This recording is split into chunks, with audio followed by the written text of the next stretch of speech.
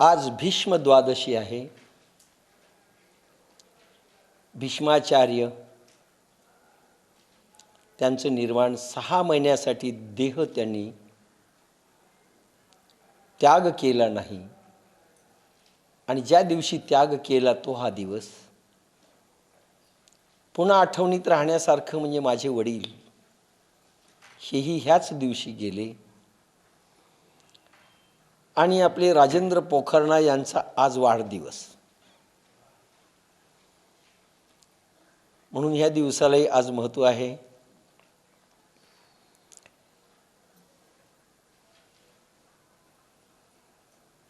ज्ञानेश्वरीचा 4था अध्याय गेले. आपले चांगले साधक असणारे श्री दरक हे देखील 18 फेब्रुवारीलाच गेले.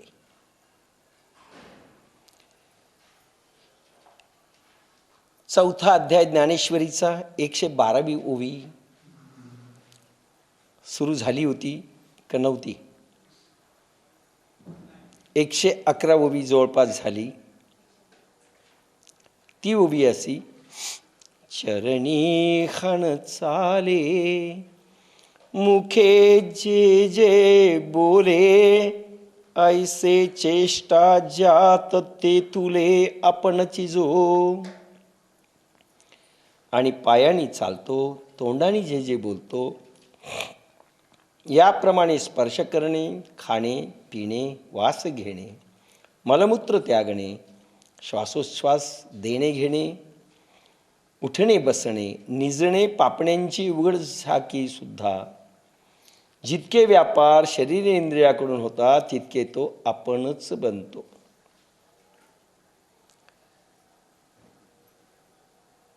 एक्झॅक्ट कुठल्या याच्यावर ते बंद झालं मला फार आठवत नाही, पण हा सिद्ध पुरुष कसा वागतो आणि त्याची वागण्याची अनुभूती त्याला आणि आपल्याला काय येते हे भगवान गोपालकृष्ण सांगत चाललेले आहेत. याच्यामधून काही सिद्धांची लक्षणं, भक्त हा साधक झाला त्यांची लक्षणं प्रगट होत आहेत. चरणी हण चाले, तो प्रत्येक गोष्टीमध्ये इतका इन्व्हॉल्व होतो की ती गोष्टच तो बनून जातो. पाण्याकडे पाहत असेल तो पाणीच बनून जातो. आपण पाणी आहोत म्हणजे स्वतःचं मी पण प्रत्येक क्षेत्रात, प्रत्येक कामात, प्रत्येक क्षणात तो संपवतो. लक्षात घ्या, भगवान व्हायचं असेल तर आपलं मी पण संपलं पाहिजे. ही पहिली स्टेज. माझं स्वतःचं स्वरूप आणि मी हा भाव हे संपलं पाहिजे. आपलं स्वतःचं अस्तित्व संपलं पाहिजे आणि भगवान उरला पाहिजे. मग एकदम तर ही गोष्ट येत नाही. मग काय येणार? सुरुवातीची स्टेज अशी की आपण जे जे करतो ते कामच आपण आहोत, आपली हालचाल आपणच आहोत, आपली कृती, आपली उक्ती, आपली स्थिती आपण बनलं पाहिजे. की म्हणून मी उदाहरण असं दिलं होतं की धबधबा पडतोय आणि धबधबा पडतोय पाण्याकडे आपण सारखं पाहतोय. जसं या निलिमा वाघमारेंचं मी परवा बोललो होतो की मला तिथून केरळहून फोन आला. त्या पाण्याकडे पाहतायत. ज्यावेळेस तुम्ही पाण्याकडे पाहाल, समुद्रांच्या लाटा पाहाल, 2 भाव तुमच्या समोर आलेले असतील. नंबर 1 भाव की प्रभूंनी किती महानता उत्पन्न केली. समुद्र पाहिल्यानंतर प्रभूची महानता लक्षात येईल. प्रचंड लाटा, की आपण किती क्षुल्लक आहोत हा भाव लक्षात येतो. किती महानता, प्रभूची विभूता त्याच्यातनं प्रगट होते. म्हणजे एक भाव असा प्रगट होतो की प्रभू किती महान आहे. आणि दुसरा भाव सारखं पाहत असताना आपण समुद्रमय होणं. ज्या वस्तूमध्ये आपण पाहतो ते काय? ऑब्जेक्ट. पाहणं हा भाव आपला ऑब्जेक्ट, वस्तू पुढची सब्जेक्ट. म्हणजे सब्जेक्टला पाहतो, समुद्राला पाहतो. पाहणं तुमचं ऑब्जेक्ट आहे, समुद्र तुमचा सब्जेक्ट आहे. पण समुद्रमय होणं तुम्ही डिझॉल्व झालात. पाहणारा आणि ज्याच्याकडे पाहतो ती वस्तू एकरूप होण्याकरिता तुमचं अस्तित्व संपलं पाहिजे. लक्षात घ्या. मग काय? पाहता पाहता मीच समुद्र झालो. आता समुद्र दुसरा काही नाही. ह्या भावाची एक सिद्धी आहे. नंतर परकाया प्रवेश आणि मनातलं ओळखणं, ह्या ज्या दोन गोष्टी आहे. मुंगीचे मनोगत ओळखे. मुंगीच्या मनातलं काय चाललंय तिच्या मनात हे जर ओळखायचं असेल तर हा भाव पाहिजे. असं म्हणतात निजामुद्दीन अवलिया, सुफी संत दिल्लीचे, लहानपणी हा अमीर खुसरो त्यांच्याकडे गेला. वडील त्याला घेऊन गेले. वडील भक्त होते, पण हा थोडा नास्तिकवादी होता. म्हणाला, छेट, मी मानत नाही, आपण काही येणार नाही. आणि मला त्यांनी बोलावलं पाहिजे स्वतःहून. माझ्या मनात काय चाललंय त्यांनी ओळखलं पाहिजे असं त्यांनी सांगितलं. आणि बाहेर बसला. निजामुद्दीन अवलिया, त्याचे वडील गेले. अरे म्हणजे बाहेर तो मुलगा थांबलाय, त्याला बोलून घ्या. त्याला बोलवलं. बोलवल्यानंतर त्याला विचारलं, मनातलं सांगितलं, तुला जे वाटतंय ना तुझ्या मनात, मी मानत नाही आणि मला बोलावलं पाहिजे म्हणून तुला बोलावलं. तो परेशान झाला. मुंगीचे मनोगत ओळखे. हा सेन्सिटिव्ह भाव, मनातील विचारांचे तरंग तुम्ही पकडण्यास त्याच वेळी समर्थ व्हाल. दुसऱ्याच्या मनातले भावतरंग, विचार तरंग तुम्ही त्याच वेळेस पकडण्यात समर्थ व्हाल की ज्या वेळी तुम्ही इतके सेन्सिटिव्ह व्हाल की तुम्ही स्वतःला डिझॉल्व कराल, त्याच्यामध्ये घुसवाल. तुमचं मन एक तर पकडलं पाहिजे, नाही तर त्याच्यात डिझॉल्व झालं पाहिजे त्याच्या मनामध्ये. आणि त्याच्या मनात डिझॉल्व झाल्यानंतर तुम्ही ते ग्रास्प करू शकता ते विचार. म्हणून पहिला प्रयोग ह्या सिद्धींचा जर काही असेल तर वस्तूकडे पाहिल्यानंतर ती वस्तू तुम्ही होऊन जाणे. मग त्राटकाचा जो प्रयोग आहे तो हाच आहे. मी नव्हे तू ही. आपण पाण्याकडे पाहतोय, पाणी होऊन जाणे. नदीच्या प्रवाहाकडे पाहतोय, प्रवाह होऊन जाणे. बस मी नदी आहे, मी वाहतोय, इतकं स्वतःला डिझॉल्व करून घ्यायचं. आपलं अस्तित्व ठेवायचं नाही. You should fully melt, होल्ली melt. पूर्ण डिझॉल्व तुम्ही संपले पाहिजे. आणि म्हणून सुरुवात मी सांगितली होती, कोणी बोलत असताना त्याचं तुम्ही आनंदानं ऐकून घ्यावर. काय म्हटलं मी? कोणी बोलतंय, तुम्हाला तुमचा तो विचार सांगायला आला. आपण दुसरीकडे पाहतो, तो बोलत असतो आपल्याला. आपण पंखेकडे पाहतो, कोणी बोलत असलं तर त्याला त्याचं लक्षच नाही.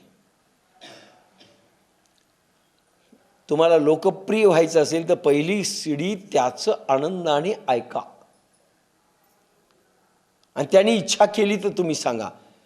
तुम्ही अशी क्युरिओसिटी दाखवा ऐकण्याची की जसं की पहिल्या प्रथम. त्याचं पोट जरी दुखत असेल तर नीट ऐका, पोट कसं कसं दुखतं, कोणत्या स्टाईलने दुखतं. लोक त्यांच्याचकडे जातात. दुःख व्यक्त करतात म्हणजे काय, तो हलका होऊन जातो एकदा व्यक्त करून.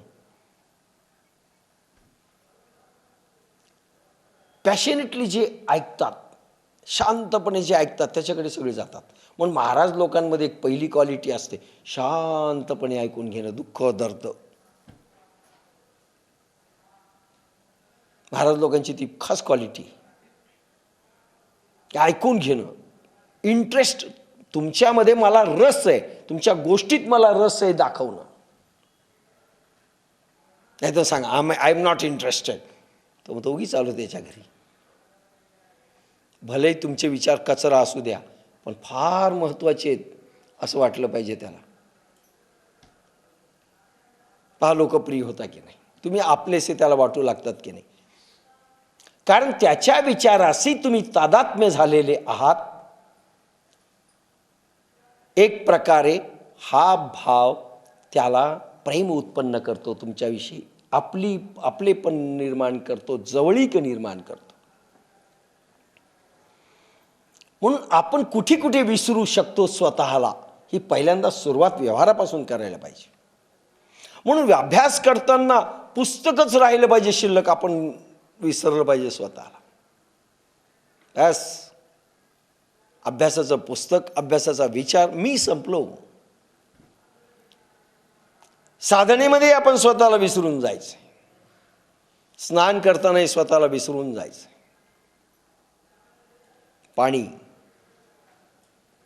पाण्याचा प्रत्येक थेंब अंगावर पडत असताना, अंग घासत असताना आपण पाणीमय होणं, पाण्यातच जसं काय पाणीच आपण झालो. स्वतःला विसरण्याची कला इथून सुरुवात करावी लागते. आणि ज्या वेळेस आपण नंतर वस्तूमध्ये आपण विलीन होऊन जाऊ, सूर्याकडे पाहिलं, सूर्य होऊन जाणे, बस मी सूर्य झालो. प्राण्याकडे पाहिलं, जे जे भेटे भूतचा अभ्यास देखील इकडेच नेतोय तुम्हाला. जे जे भेटे भूत ते ते माणी जे भगवंत, हा भक्ती योग निश्चित जाण माझा. आता याच्यात दोन भाव, एक तर ती वस्तू तुम्ही झाले, हा पहिला पार्ट, आणि दुसरा पार्ट ती वस्तू म्हणजे भगवंत. लक्षात घ्या. समजा तुम्ही पाण्याकडे पाहतायत, यमुना नदी, यमुनेच्या प्रवाहाकडे तुम्ही पाहतायत. प्रवाह इतके तुम्ही एकरूप झाले, तुमची पापणी हलत नाही हे पाहत नाही, बस सारखं पाहतायत. एक प्रकारचं समाधी लागली, तुम्ही स्वतःला विसरले, पाणीच झाले. पाणी झाल्यानंतर हा पहिला भाव झाला की तुम्ही पाणी झाले, म्हणजे मी पाणी बनलो, हा भाव प्रगट झाला. दुसरा भाव काय, अरे पाणी म्हणजेच भगवंत. जे जे भेटे भूत ते ते माणी जे भगवंत. आता तुम्ही एकदा अब्सॉर्ब झाले, डिझॉल्व झाले, मेल्ट झाले त्या पाण्यामध्ये, एकरूप झाले, स्वतःचं अस्तित्व तुम्ही संपवलं. दुसरा भाग, पाणी म्हणजे भगवंत, कुत्रा म्हणजे भगवंत, माणूस म्हणजे भगवंत, बायको म्हणजे भगवंत. तिच्यामध्ये आपण विलीन झाला. आपणच समजा बायको झाले, आपणच समजा प्राणी झाले, आपण देवाची मूर्ती समोर दगडाची आहे, आपणच मूर्ती झालो. असंच मग त्राटक झालं, तुमचं अस्तित्व संपलं आणि तुम्ही मूर्तीमय झाले, तुम्हीच मूर्ती झाली. आता तुम्ही मूर्ती झाल्यानंतर पहिला भाग झाला. आता मूर्ती झाल्यानंतर मूर्ती भगवंत आहे, प्राणी भगवंत आहे, म्हणजे भगवंताच्या चैतन्य लहरी तुम्ही होऊन जाता, त्या तुम्हाला मिळतील या दुसऱ्या पार्टमध्ये. म्हणून मुंगीचे मनोगत ओळखे, याच्यामध्ये ह्या सिद्ध्या येण्याकरिता हे बारीक बारीक प्रयोग आपण रोज दैनंदिन जीवनात केले पाहिजे. याच्यामध्ये व्यवहार आणि परमार्थ दोन्ही साधल्या जातो. समजा तो माणूस भगवंत म्हणून तुम्ही पाहिला, तुम्हीच ग्राहक झाला. ग्राहक नाही, तुम्हीच ग्राहक आहात. द्वैत नाही, अद्वैतता. वस्तू तुम्हीच, सगळं तुम्हीच. आणि मग तुम्ही समजता पुन्हा भगवंतमय आहे. झालं, तुम्ही संपले, भगवंत समोर राहिला. भक्तियोग. आणि एकदा हा भाव आला की लोकांच्या मनातलं ओळखू येतं. आणि नंतर जे जुळतं, समजा पाण्यामध्ये तुम्ही यमुनेच्या प्रवाहामध्ये, दुधणीच्या प्रवाहामध्ये, करपरेच्या प्रवाहामध्ये सारखं विलीन होण्याची तुम्हाला क्रिया साधली. हळूहळू तिन्ही देहांनी तुम्हाला स्वतःचा देह ट्रान्सफर करता येतो आणि पोहून बाहेर येता तुम्ही. परकाया प्रवेश. फुलात शिरलं पाहिजे, बाप्पासाहेब म्हणत होते. फुलात शिरलं पाहिजे, झाडात शिरलं पाहिजे, साधकात शिरता आलं पाहिजे, कशातही शिरता आलं पाहिजे. देह आपला इथेच. ही क्रिया साधण्याकरिता तुम्हाला ह्या स्टेजेसमधून जावं लागेल. म्हणून प्रत्येक हालचालीमध्ये हालचालच आपण झालो. पहिला पार्ट. आणि हालचाली परमेश्वराची या दुसरा पार्ट. आपलं अस्तित्व संपवण्याचा प्रयोग. चरणी हण चाले, मुखे जे जे बोले, ऐसे चेष्टा जात ते तुले आपणची जो.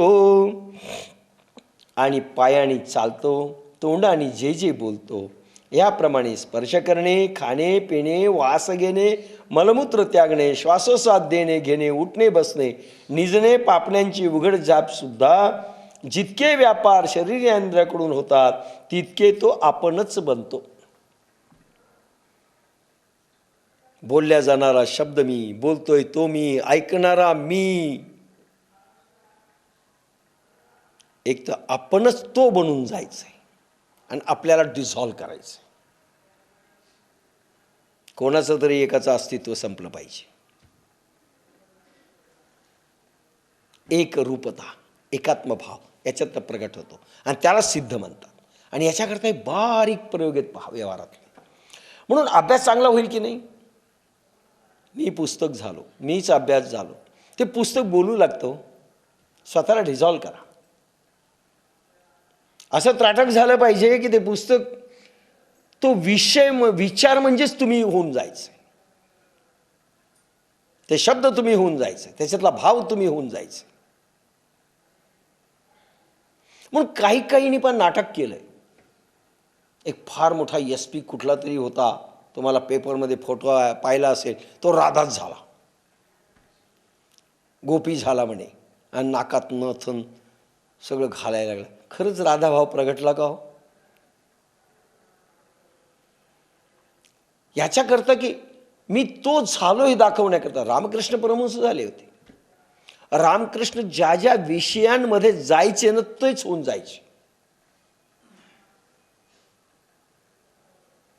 रामकृष्ण गोपीभावामध्ये गेले म्हणून त्यांचे स्तन बायांसारखे मोठे झाले होते रामकृष्ण परमहंसाचे. की गोपीभावामध्ये गेले की शरीरामध्ये ते सगळे गुण संवर्धन झाले. कुराण वाचायला लागले की त्या भावामध्ये ते जायचे. म्हणजे भावात ते स्वतःला डिझॉल्व्ह करून टाकायचे. हा तो प्रयोग आहे. त्यांना पाळी धर्म देखील सुरू झाला. म्हणून हार्मोन्स देखील बदलतात. त्या भावांचा परिणाम हार्मोन्सवर होतो. मग चांगले भाव नाही का प्रगट होणार हो? एवढं डिझॉल्व स्वतःला करता आलं पाहिजे. आपलं अस्तित्व विसरणं फार मोठी महत्वाची कला आहे. तुम्हीच जेवण व्हा. भाकरी खातोय, बस भाकरी परमात्मा का म्हटलंय? तुम्हाला आवड निर्माण होण्याकरिता,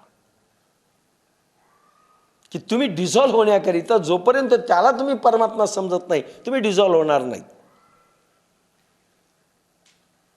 आपण ती वस्तू व्हायचं आहे. सब्जेक्ट, आपला ऑब्जेक्ट ती वस्तू होणे. ध्येय ध्याता ध्यान, ध्येय ध्याता ध्यान. ध्याता हा भाव आपला संपला पाहिजे. ध्येय ध्यान बनण्याचं, ती वस्तुमय होण्याचं सब्जेक्ट होऊन जावं आपण. निसर्गाकडे पाहत चाले, निसर्गच आपण झालो. काश्मीरमध्ये गेले, काय पाहायचं तिथे? आपणच बर्फ झालोय. पाहत राहा. अगोदर काय ईश्वराने निर्माण केलंय आणि मग बर्फ झालो, आपणच झालो. त्याच्यामधून ईश्वराची महानता तर प्रगट होईल, पण ती महान शक्ती आपल्यामध्ये अब्सॉर्ब होईल, आपण खेचून घेऊ. म्हणून म्हटलंय, चाल तुम्ही व्हा, बोलणारा शब्द तुम्ही व्हा. म्हणजे आपलं लक्ष किती कॉन्सन्ट्रेट होईल. व्यवहार आणि अध्यात्म दोन्ही साधेल की नाही? व्यवहार आणि अध्यात्म साधण्याचं थर्ड क्लास गोष्ट ही.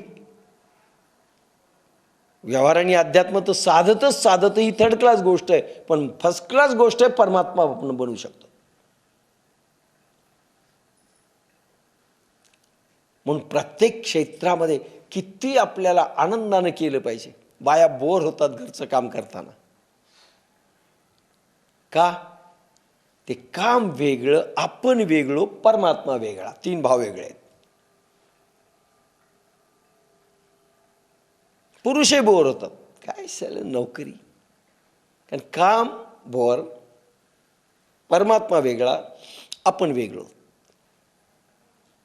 असं नाही, आपण काम बनलं पाहिजे, ती वस्तू बनलं पाहिजे, स्वतःला संपवलं पाहिजे, साधना झाली.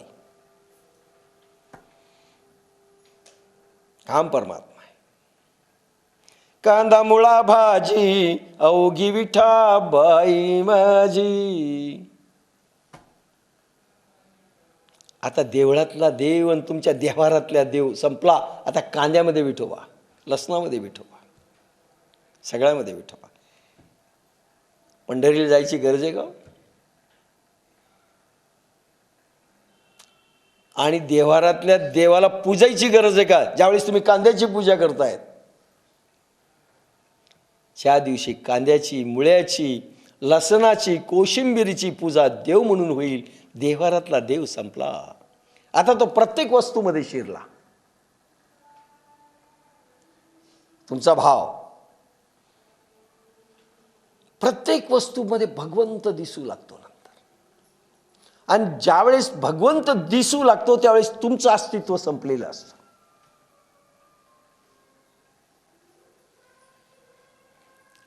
चरणी हण चाले मुखे जे जे बोले, ऐसे चेष्टा जात ते तुले आपणची जो. सगळ्या चेष्टा मीच करतोय. हिंसक प्राणी अहिंसक त्याच वेळेस होतात ज्या वेळेस तुमचा आत्मभाव, तुमचा आत्मा त्याच्यामध्ये ट्रान्समिट होतो.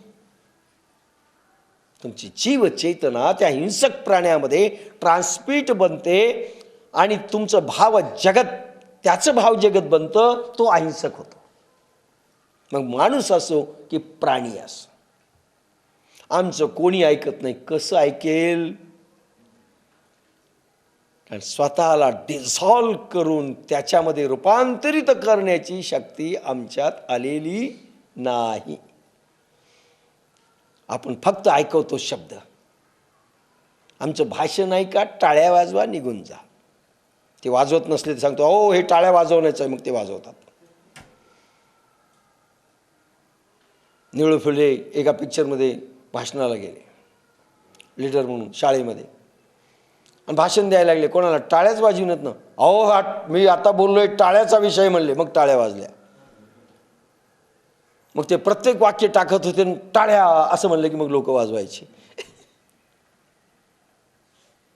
असं नाही, एक रूप झाले पाहिजे.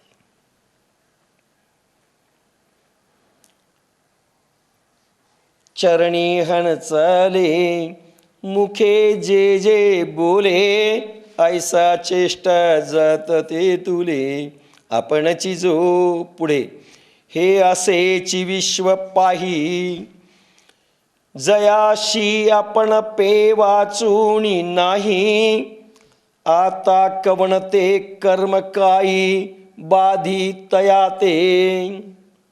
हे विश्व असेच पाहतो. विश्व माझ्यात आणि मी विश्वात, आणि मीच विश्व झालोय. पाहता शेवटचा भाव, प्रत्येक कणाकणात भगवान दिसला पाहिजे. त्याच्या अगोदरची स्टेज, तुम्ही प्रत्येक कणामध्ये आपलं अस्तित्व डिझॉल्व केलं पाहिजे. तुम्हीच ते कण झालात. तुमचं अस्तित्व वेगळं नाही, कण वेगळा नाही, तुम्ही मातीचा कण झालेला आहात. तुम्ही पाणी झालेला आहात, तुम्ही आकाश झालेला आहात, तुम्ही सूर्य झालेला आहे, तुम्ही चंद्र झालेला आहात. नुसता मानून भाव नाही, प्रत्यक्ष एक प्रकारचं ध्यान प्रयोगाने डिझॉल्व करून टाकायचं स्वतः. अशी स्टेज येते साधनेमध्ये. मी चंद्र झालो म्हणून रामकृष्ण स्वामी रामतीर्थ म्हणत असत, होय मी सूर्य झालो. त्यावेळेस मला अर्थ नाही कळाला. स्वामी रामतीर्थ म्हणतात मी सूर्य झालो, होय मी चंद्र झालो, मी सूर्य झालो. इतकं स्वतःला डिझॉल्व करता आलं पाहिजे. आणि वाटलं ना मी एका क्षणात सूर्याला फेकून देऊ शकतो. का भाव पैदा झाला? कारण मी सूर्य झालो, मग सूर्याची शक्ती माझ्यात आली. इतकं स्वतःला समाहित त्याच्यामध्ये करता आलं पाहिजे, ट्रान्समिट करता आलं पाहिजे, आपल्याला झोकून देता आलं पाहिजे की आपणच ते बनलो. अरे भाषण तुमचं प्रभावी व्हायचं असेल, तुम्ही झोकून द्या, त्या शब्दांच्या भावांमध्ये प्रभावित होतं. प्रत्येक गोष्ट प्रभावित करण्याचे फार मोठं हे साधन आहे. Involve, dissolve. इन्व्हॉल्व फर्स्ट आणि डिझॉल्व सेकंड. अगोदर इन्व्हॉल्व व्हा, नंतर डिझॉल्व होऊन जा. तुमचं अस्तित्व संपवा. हे असेची विश्व पाही, जयासी आपण पे वाचूनी नाही. हे विश्व असेच पाहतो. विश्व माझ्यात आणि मी विश्वात, विश्व मी. ज्याला या विश्वात आपल्या वाचून निराळे काहीच दिसत नाही, मीच विश्व झालो. माऊलींची ओवी येते एका ठिकाणी, विश्वची माझे घर, ऐसी मती जयाची स्थिर, किंबहुना चराचर आपणची झाला. परफेक्ट ओवी या ठिकाणी बसते, जी येणार आहे कधीतरी. विश्वची माझे घर, ऐसी मती जयाची स्थिर. मी विश्व झालो, इतकं डिझॉल्व झालं पाहिजे स्वतःमध्ये. मग विश्व भगवान असेल तर आपण विश्वरूप झालो की नाही? आपण जर विश्व झालो, दुसरा अर्थ असा आहे, आपण जर विश्व झालो तर आपलं अस्तित्व 3.5 हाताच्या देहाचं संपलं. पहिला भाग. दुसरा भाग, तुम्ही विश्व झाले. दुसरा भाग, विश्व मग भगवान आहे, तर तुम्ही भगवान झाले की नाही? विश्वची माझे घर, ऐसी मती जयाची स्थिर. लोकांनी अर्थ फार वेगळे केले. विश्वची माझे घर म्हणून तुमचं घर माझं घर. बसले तुमच्या घरात जाऊ, तुमचं गाढव आमचं गाढव, तुमचा पेन आमचा पेन, कारण विश्वची माझे घर. असे अर्थ नाहीत. डिझॉल्व. विश्वची माझे घर, ऐसी मती जयाची स्थिर, किंबहुना चराचर आपणची झाला. चराचर प्राणी मात्र, गवत मुंगी सगळं तुम्ही बनला. भगवान सगळं जर बनले असेल तर भक्तांनी हे बनलंच पाहिजे, किंबहुना अनुभव घेतला पाहिजे आणि प्रत्येकाच्या डिझॉल्व होता आलं पाहिजे. तुम्हाला एक रूप होता आलं पाहिजे. मी गवत झालो, आणि ज्या दिवशी तुम्ही दुसऱ्यामध्ये घुसू शकलात आणि ते बनू शकलात, तुम्ही गाढव बनू शकलात, तुम्ही मुंगी बनू शकलात, तुम्ही प्राणी बनू शकलात, तुम्ही बाई किंवा माणूस बनू शकलात, दुसरं बनू शकलात, तुम्ही नदी बनू शकलात, नाला बनू शकलात, हवा बनू शकलात, परमेश्वर बनलात म्हणून समजा. त्यावेळेस मात्र साधं दुःख देखील दुसऱ्याचं तुम्हाला इकडे कळवळा फुटेल. साधू कोणाला म्हणावं? जे करंजले गंजले त्यासी म्हणे जो आपुले, तोची साधू ओळखावा देव तेथेची जाणावा. ते दुःख माझं आहे. पायाला काटा टोचला तर डोळ्यात पाणी आसू आले पाहिजेत, इतका भाव प्रगट होतो. म्हणून 2 पद्धती सांगितलेल्या आहेत वागण्याच्या. काही संतांनी दुसरी मेथड अडॉप्ट केली, काही संतांनी ही मेथड अडॉप्ट केली. काही संतांनी कोणाशीच लागे बांधे नाहीत म्हणून संबंध तोडून टाकले. नको, आपल्याला कळवळा यायलाच नको लोकांचा, मग लोकांकडे पाहायचंच नाही. आणि ज्यांनी समाजाकडे पाहिलं, लोकांकडे पाहिलं, न देखवे जन बुडते हे डोळा, म्हणून कळवळा येतसे. तुकाराम म्हणतात, मला जन बुडताना दिसतायत, हे नरकात जाताना दिसतायत, हे मृत्युमुखी पडताना दिसतायत, मला कळवळा येतोय.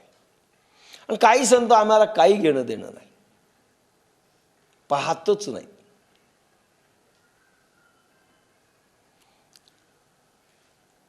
आणि ज्यांनी पाहिलं त्यांना जगाचं दुःख देखवलं नाही आणि त्रास झाला त्या लोकांना. साईबाबांना त्रास झाला. साईबाबांना प्रत्येकाचं दुःख आणि दर्द देखू शकले नाही, कारण ते दुःख आणि दर्द ते होऊन गेले. त्यांच्यामध्ये घुसलं की तेच होऊन जातं माणूस. मग काही संतांनी हा मार्ग स्वीकारला, काही संतांनी डिटॅच, काही संबंध नको.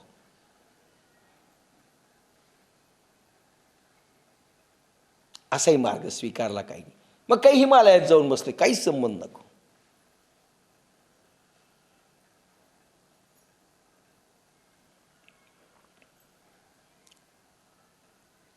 हे असेची विश्व पाही, जयासी आपण पे वाचुनी नाही.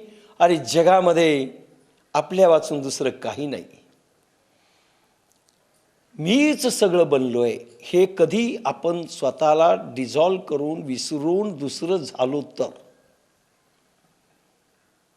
पावर आनंदाने राहाल की नाही? प्रसन्न का दुसऱ्याकडे पाहून व्हायचे? तुम्ही स्वतःला संपवलं, त्याला आनंद देण्याकरिता मी प्रसन्न राहतोय. हा भाव वेगळा. आणि मला प्रसन्न राहायचे म्हणून मी हसतोय. 2 भाव वेगळे. तुम्ही नाही पाहिले तर मी ही ही ही करतो का? मी प्रसन्न दिसलो पाहिजे. हा भाव वेगळा. आणि तुम्ही जे मरेल आहात, मरेल डंगर लोक समोर आलेले आहेत आणि यांना प्रेरणा, स्फुरणा, स्पंदन देऊन, आनंद देऊन यांना उभं करायचंय मरक्या माणसाला, म्हणून मी हसतोय. 2 भाव वेगळे.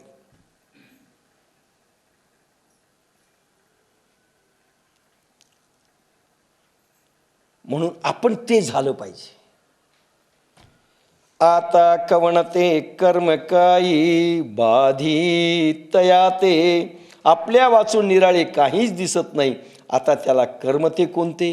स्वेच्छा, परेच्छा, अनिच्छा, प्रारब्धाने जी जी कर्मे इंद्रियाकडून घडतील ती नैष्कर्म्य पद्धतीची असल्यामुळे त्याला बाधतील काय? किंवा कर्मच नाही तर त्याला काय बाधील? कारण आकाशरूपी चित्रकार निस्पंद निष्काम निष्कर्म चित्र चितारित नाही. अर्थात पुराव्यासाठी कर्म लेख नसतो म्हणून बाधा नाही. सिद्ध महायोग विज्ञानी राजर्षी विद्येतील व्यावहारिक कर्मकुशलता ध्यानयोग पद्धतीने साध्य होते. वरील अनुभव पिंडात आप येतो, मग तो ब्रह्मांडात देखील अभ्यासाने आपोआप येतो. जे पिंडात आहे ते ब्रह्मांडात आहे. म्हणून पिंडामध्ये पिंड ही ब्रह्मांडाची प्रतिकृती आहे. जे पिंडात ते ब्रह्मांडात, जे ब्रह्मांडात ते पिंडात. ब्रह्मांडात सूर्य असेल म्हणून आपल्यामध्ये सूर्य आलाय बुद्धिरूपाने. ब्रह्मांडात चंद्र असेल आपल्यामध्ये मन आलंय. ब्रह्मांडात तारे असतील ते तारे आपल्यामध्ये आलेत न्यूरॉन्स रूपामध्ये. बुद्धीमध्ये जे न्यूरॉन्स आहेत 20 अरब, ते न्यूरॉन्स कदाचित 20 अरबापेक्षा जास्त तारे असतील, ते न्यूरॉन्सही जास्त असतील. प्रत्येकाचं रिप्रेझेंटेशन आपल्यामध्ये आलंय. जे ब्रह्मांडात आहे पिंडात आहे, पिंडात आहे ते ब्रह्मांडात आहे. पण पिंड जिंकलं की ब्रह्मांड जिंकतायत. आणि हा पिंड ब्रह्मांडात डिझॉल्व्ह करायचा आहे.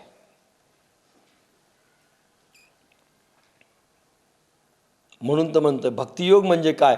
आपलं अस्तित्व संपून दुसऱ्याचं अस्तित्व कायम ठेवणं, हा पहिला प्रयोग. आणि नंतर ती वस्तू भगवंतमय दिसणं, हा दुसरा प्रयोग. म्हणजे भक्त भगवान होतं. पण प्रयोग आहे तर प्रयोग काही नाही केला आणि फक्त तुम्ही मांडलं, काही नाही. मी डॉक्टर झालो, मी डॉक्टर झालो, मी डॉक्टर झालो, होणार नाही.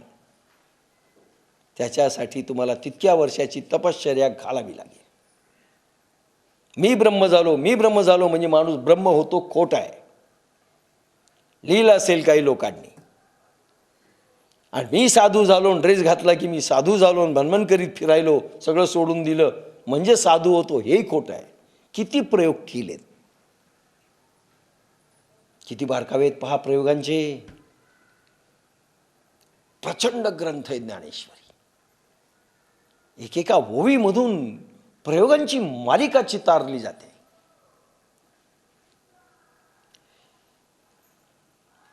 म्हणून काय म्हटलंय?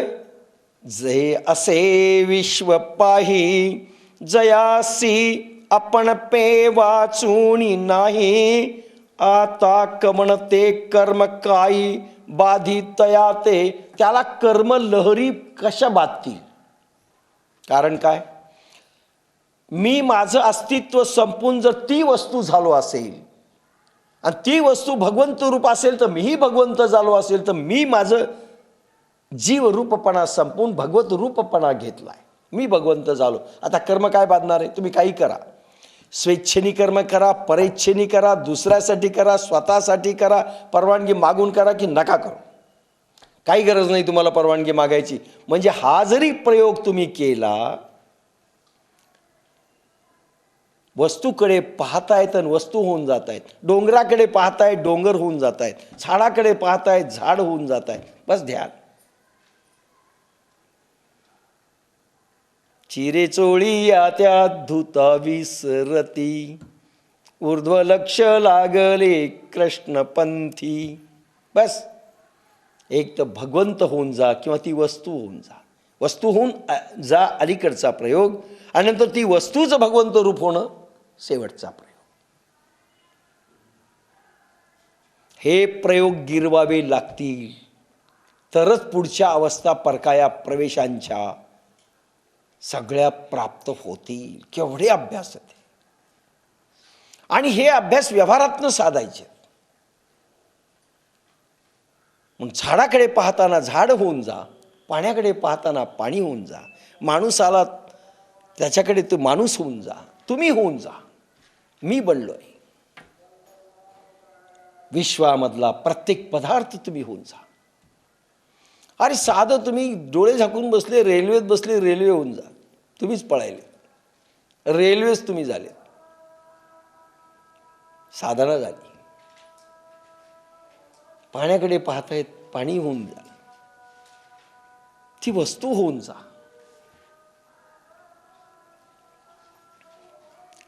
त्यावेळेस काहीही तुम्ही केलं तुम्हाला बाधणार नाही, असं भगवंतांनी म्हटलंय. कशाची गरज नाही. म्हणून परवानगी मागणे, अर्पण करणे हा सुरुवातीचा भाव आहे. पण ज्यावेळेस कुठला असा जरी प्रयोग तुमचा सुरू असेल, पुन्हा कुठलंच कर्म तुम्हाला बांधणार नाही. तुम्ही हिंसा करा, तीही अहिंसा होते. आता अर्जुन जर स्वतःचा संपला असेल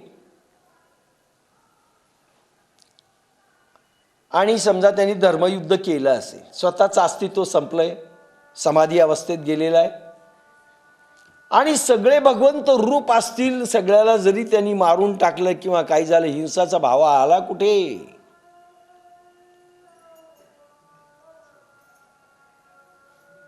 अहिंसा प्रगट झाली. स्वतःचं अस्तित्व संपलं की संपलं. मग रागही संपला, द्वेष संपला, मत्सर संपला, सगळं संपलं. काही तुम्हाला बाधत नाही, काहीही बाधत नाही. काही करा, काही बाधत नाही. इच्छेने करा, परेच्छेने करा, दुसऱ्याच्या इच्छे खातर करा, भिडे खातर करा, कशा करताय करा, तुम्हाला काही बाधत नाही. हा मत्सर जेथ उपजे, ते तुले नुरेची जया दुजे, तो निर्मत्सर काही म्हणजे बोलवरी. हा मत्सर जेथ उपजे, हा मत्सर ज्या द्वैताच्या ठिकाणी उत्पन्न होतो, ते द्वैत ज्याला दुजेपणाने उरलेले नसते, तो निर्वैर आहे. निर्वैर कशाला म्हणतात? निर्वैर ही अगोदरची अवस्था, अहिंसा ही शेवटची अवस्था. जैन धर्माने सांगितलेली अहिंसा, वैदिक धर्माने, बुद्धाने सांगितलेली अहिंसा, म्हणजे त्याचा अगोदरचा भाव निर्वैरपणा. आणि निर्वैरपणा कधी बनेल? द्वैत शिल्लक असेल तर निर्वैरपणा नाही, अद्वैत असेल तर निर्वैर, आणि द्वैत असेल तर वैर. मी आणि तू हा भाव जोपर्यंत शिल्लक आहे तोपर्यंत द्वैत आहे, तोपर्यंत दोन वस्तू आहेत, आणि दोन वस्तू आहेत तोपर्यंत मत्सर कायम आहे, कॉम्पिटिशन कायम आहे. तू आणि मी हा भाव जोपर्यंत शिल्लक आहे, तू वेगळा मी वेगळा, तू वेगळ्या घरचा मी वेगळ्या घरचा, तू भाकरी खाल्ली मी खाल्ली नाही, मत्सर आला.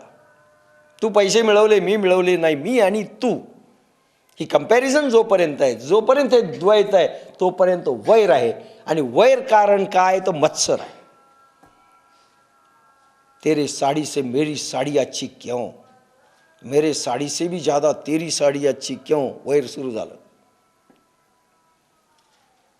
माझ्या मुलापेक्षा तुझा मुलगा हुशार का, वैर सुरू झालं. तुझा आणि माझा हे दोन शब्द जिथे आले तिथे कॉम्पिटिशन येते, कॉम्पिटिशन येते तिथे वैर येतं. वैर का असतं? तर मत्सर असतं. आणि आज जगात तर सगळे मत्सर शिकवतात, आणि त्याला शब्द सुंदर वापरला आहे. कोणती कॉम्पिटिशन? नाही,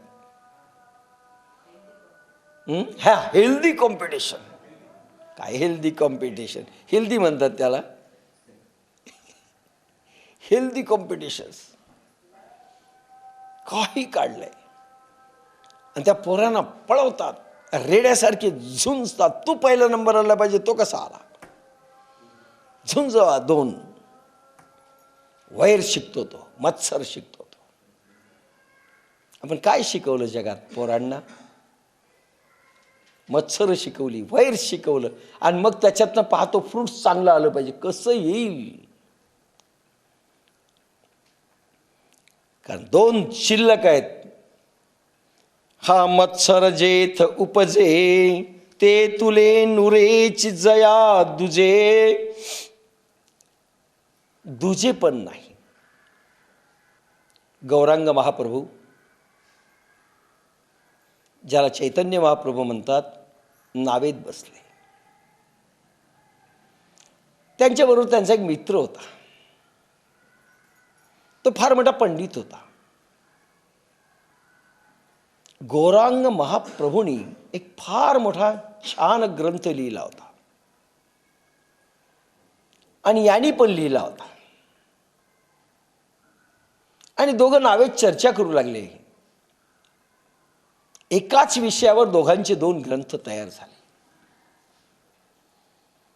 आणि ज्यावेळेस गौरांग महाप्रभूचा ग्रंथ नावेत बसताना यांनी पाहिला आणि त्यांचे विचार पाहिले, हा रडायला लागला. म्हणाले का? म्हणे तुझ्या ग्रंथापुढे, तुझ्या विषयापुढे माझा थर्ड क्लास ग्रंथ झाला, पण माझ्या आयुष्याची कमाई हा ग्रंथ आहे. लक्षात घ्या, गौरांग महाप्रभूंनी त्याच्या समोर सगळा स्वतःचा ग्रंथ पाण्यात टाकून दिला. तुझाच ग्रंथ राहील, माझा ग्रंथ नाही. काय लिहिलं असेल संपून गेलं. कारण मत्सर उत्पन्न होऊ शकतो, वैरभाव उत्पन्न होऊ शकतो. द्वैत आलं, टाकून दिलं तो ग्रंथ.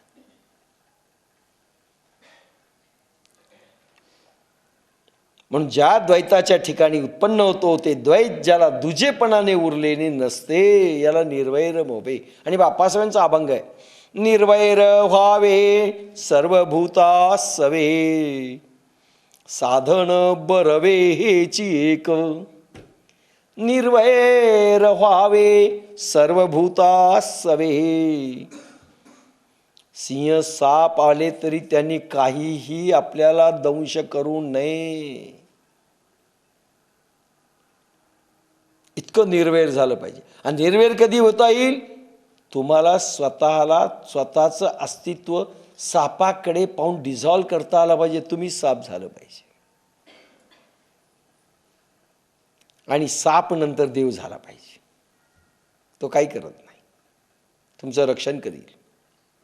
बाप्पासाहेब म्हणत होते, जर तुम्ही जंगलात गेले, महावीरांसारखं, बुद्धांसारखं नाही, अजून कोणासारखं, आणि जंगलामध्ये तप करायला बसले, तिथे सिंह वाघ तुमचं रक्षण करतील आणि साप त्या गुहेमध्ये तुमचं रक्षण करतील बाहेर. लक्षात घ्या, हिंसक प्राणी तुमची रक्षा करतील. पण कधी? निर्वैर व्हावे सर्वभूता सवे. मग ऋषीमुनींच्या आश्रमामध्ये साप असत, अरे वाघाच्या पिल्याशी हा भरत खेळत असे. सम्राट भरत 5 वर्षाचा वाघाच्या याच्यामध्ये आपली मान द्यायचा किंवा हात द्यायचा.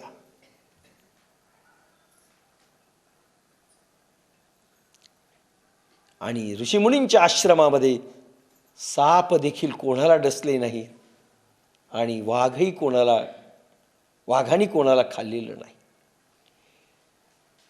सीतेचे हे दोन्ही छावे लहान लहान पोरं वाघाशी खेळत. कोण? लवकुश. आणि लहानपणीच असं सामर्थ्य उत्पन्न केलं की राम आणि लक्ष्मणाशी भिडवलं वाल्मिकीनी. राम आणि लक्ष्मणाला देखील, लक्ष्मणाला मूर्छित केलं आणि हनुमंताला मूर्छित केलं. त्यावेळेस राम युद्धावर आलेले. भरताला मूर्छित केलं. आपल्या चुलत्यांना देखील मूर्छित करण्या इतकं सामर्थ्य लहान बालकात वाल्मिकीने उत्पन्न केलं. किती प्रयोग करावे लागले असतील सांगा, आणि काय समाधी धन अर्पण करावं लागलं असेल. मी ह्या गोष्टीकडे पाहतो. आणि छोटी छोटी बालकं 7 आणि 8 वर्षाची विश्वविजेत्याला भेडण्याचं सामर्थ्य उत्पन्न करू शकतात. काय भूमी होती आणि काय तपस्वींचं ते तेज होतं. जो वाल्याकोळी वाल्मिक झाला आणि 2 बालकं इतकी प्रचंड निर्माण केली, काय शक्ती असेल वाल्मिकींची. माणसं रामायणाकडे पाहतात. त्या रामायणाकडे काय पाहतात ते लिहून गेले असतील. पहा त्यांचं सामर्थ्य, की लक्ष्मणाला ज्यांनी मूर्छित केलंय, हनुमंताला ज्यांनी मूर्छित केलंय आणि भरताला ज्यांनी मूर्छित केलंय. आणि रामाशी प्रचंड युद्ध झालंय. कोण हरणार कोण जिंकणार, त्याच वेळेस वाल्मिक समाधी सोडून आलेले, त्यांनी युद्ध रोखलंय. रामा हे तुझे पुत्र आहेत, आता युद्ध बंद. ते वाल्मिकीने युद्ध बंद केलंय. काय तेज होतं ते. पण किती विसरावं लागत असेल सांगा बरं. निर्वैर होण्याकरिता एवढं सामर्थ्य उत्पन्न करावं लागते. आपल्याला डिझॉल्व करायची शक्ती किती आणावी लागते. त्यावेळेस हे सगळं घडतं. आपलं अस्तित्व संपून दुसऱ्याच शिल्लक ठेवणं भक्तियोग. म्हणून भगवंतच उरू देणं सेकंड स्टेजमध्ये, विषय नाही. आपण विषय रूप होणं पहिली स्टेज, आणि नंतर भगवंत होणं विषयच भगवंत होणं आणि म्हणजे आपण भगवंत होणं, दोन स्टेजेस सांगितलेले आहेत तुम्हाला. पहिल्यांदा तुम्ही नदी होऊन जा आणि दुसऱ्यामध्ये नदीच भगवान आहे आणि मी भगवान आहे. दोन स्टेजेस भक्तियोगाकडे वळल्याच्या. द्वैत संपलं. जब मैं था तब हरि नाही. कबीर, जब मैं था तब हरि नाही. तुम्ही स्वतःचं अस्तित्व घेऊन असाल तोपर्यंत भगवान नाही. जोपर्यंत दगडातला देव तुमचा भगवान आहे, जोपर्यंत तुम्ही वेगळे, दगडातला देव वेगळा, सगुण रूपामधला भगवंत वेगळा, तुम्ही वेगळे, तोपर्यंत भगवान नाही. भगवान पाहतायत तरी तुम्ही भगवान नाही. हां, अब हरि है मैं नाही. जब मैं था तब हरि नाही. अब हरि है मैं नाही. असा भाव एकच उरला पाहिजे. एकच. पा ज्ञानेश्वरी किती तुम्हाला उंचावर नेते. व्यवहार देखील किती सुंदर होईल.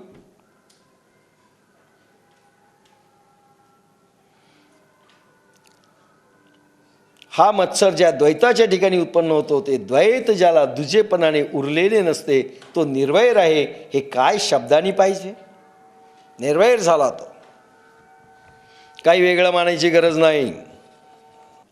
मनोनी सर्वा परिमुक्त तो सत्कर्मची कर्म रहित. सगुण परिगुणातीत येत भ्रांती नाही. कोण पोहोचला, कोण तरला, कोण मुक्त झाला. शेवटचे वाक्य आहेत. मनोनी सर्व परिमुक्त. तुम्ही स्वतःचं अस्तित्व संपवा. किती सुंदर आहे पहा. एकाच वाक्यात ज्ञानेश्वरी सांगायची ना, स्वतःचं अस्तित्व संपवा. मग कोणी तलवार घेईल मुंडकं उडील, संपलं की नाही अस्तित्व, असं नाही. मनोनी सर्व परिमुक्त तो सत्कर्मची कर्म रहित. म्हणून जो सर्व प्रकारे मुक्त आहे तो इंद्रियांची सर्व कर्मे करीत असताही कर्म रहित आहे. कारण आता कर्म तो झाला, काम त्याचा भगवान झाला, कृती त्याची भगवान झाली, उक्ती त्याची भगवान झाली, शक्ती त्याची भगवान झाली. पहिल्यांदा काय होईल, शक्ती उक्ती सगळं तुमचं विषय होईल. म्हणजे पुन्हा एकदा सांगतोय, तुम्ही स्वयंपाक करतायत, तुम्ही पुस्तक वाचतायत. आता तुम्ही वाचतायत हा भाव संपून पुस्तकच तुम्ही व्हायचंय, पुस्तकातला विचार तुम्ही व्हायचंय. म्हणजे सध्या विषय झालात. तुमचं अस्तित्व संपून तुम्ही विषय रूप झालात. आणि मग विषय भगवान झाला तुमच्या दृष्टीनं की तुम्ही भगवंत रूप झालात. विषयच भगवान झाला. बरोबर आहे. आणि मग तो कर्ममुक्त झाला की नाही. जरी तो पाहत असताना, जरी तो साधना करत असताना, जरी तो काम करत असताना विषय झाला, विषय उपभोगला, बायको आहे पण संसार केला, तरी तो ब्रह्मचारी आहे, तरी त्यांनी काही केलं नाही, करूनही केलेलं नाही, हिंसा करूनही तो अहिंसा झालेला आहे. त्याचं कारण त्याचं कर्म त्यानं स्वतःसाठी केलं नाही. प्रत्येक गोष्ट भगवंत आहे, प्रत्येक विषय भगवंताचा आहे. लक्षात घ्या. पण अभ्यास करावा लागेल. फक्त एकदा मानून नाही, आम्ही मानतोय सगळं भगवंताचं आहे, मग बोंब का मारतायत. काय देवा, माझी मुलगी नापास केली आणि देवाला म्हणतोय तुझी तुझीच होती ना, ती तुझी होती तर तू तुझी का मानायला. तुझी होती ना मुलगी, मग तुझी का मानायला. आणि ज्यावेळेस ती माझी मुलगी होती असं मी म्हटलं, माझं अस्तित्व संपलेलं नाही. म्हणजे माझा मी शिल्लक आहे, माझी मुलगी शिल्लक आहे आणि भगवान तिसरी वस्तू आहे. आणि नुसतं मानतोय मी. हे भाव जगत विज्ञानमयी नाही. म्हणून जे सगळ्या बाजारामध्ये ज्या काही गोष्टी चालतात ह्या वैज्ञानिक नाहीत.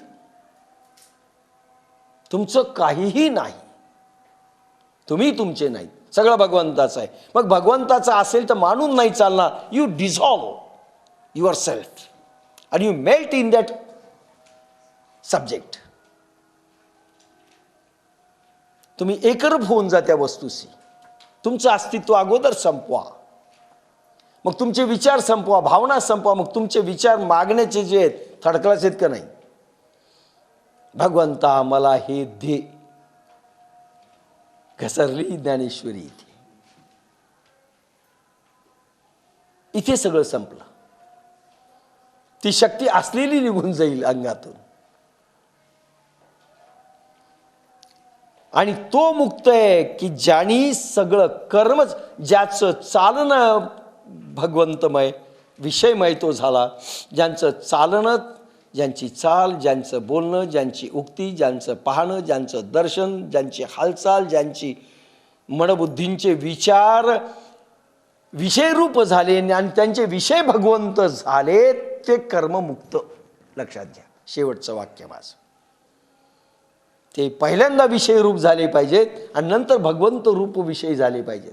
अगोदर तुम्ही विषय रूप व्हा, तुमचं अस्तित्व संपवा आणि मग विषय भगवंत रूप करा. विषय संपला आणि भगवान उरला.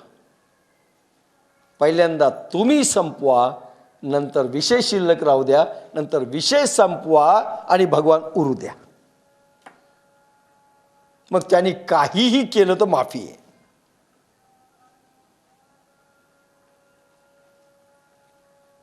लक्षात घ्या. म्हणून सर्वा परिमुक्त तो सकर्मची कर्म रहित. म्हणून तो सर्व प्रकारे मुक्त आहे. तो इंद्रियांनी सर्व कर्मे करीत असताही कर्मरहित आहे. आपल्याला वाटतं तो खातो मी खातो, तो चालतो मी चालतो, तो बोलतो मी बोलतो, आम्ही सारखेच. गांधीजीला खोकला आला, नेहरूला आला, आम्हाला पण आला. अरे तुम्ही कुठे घुसून जाता त्यांच्या लाईनमध्ये?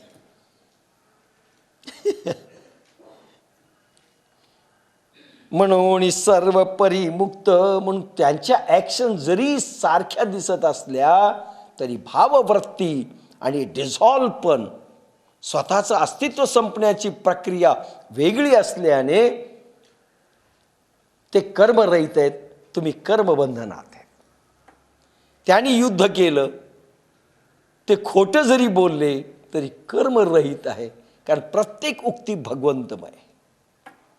म्हणून भगवान कृष्ण लबाड बोलले तरी ते लबाड बोलले नाही. संसार केला तरी ब्रह्मचर्य राहिले. लक्षात घ्या. आणि हे सगळे भाव आपल्यात प्रगटले पाहिजेत. म्हणून हे सगळे प्रयोग आपण केले पाहिजेत. आणि किती बारकावा आहे प्रयोगांमध्ये पहा. साधना म्हणजेच सगळं काही आलं हे खोटं आहे. व्यवहारातला प्रत्येक क्षण, प्रत्येक श्वास, त्याचं सगळं हे जमलं पाहिजे. गणित प्रयोगांचं तर खरं साध्य आहे. कारण कर्म करून कर्म रहित व्हावं, कर्मबंधन मुक्त व्हावं, हा फार मोठा अभ्यास आहे व्यवहाराचा. आणि व्यवहार हेच अडसर आहे. कर्म तर करायचं आहे, संसारही करायचा, काही आम्हाला सोडायचं नाही, व्यवहारही करायचा आम्हाला, तेही सोडायचं नाही. पण वज्रकवच असं घालायचं की कर्म करत असताना कर्मामध्ये आम्ही पहिल्यांदा विलीन व्हायचं आहे आणि नंतर कर्म भगवंत व्हायचं आहे. संपलं.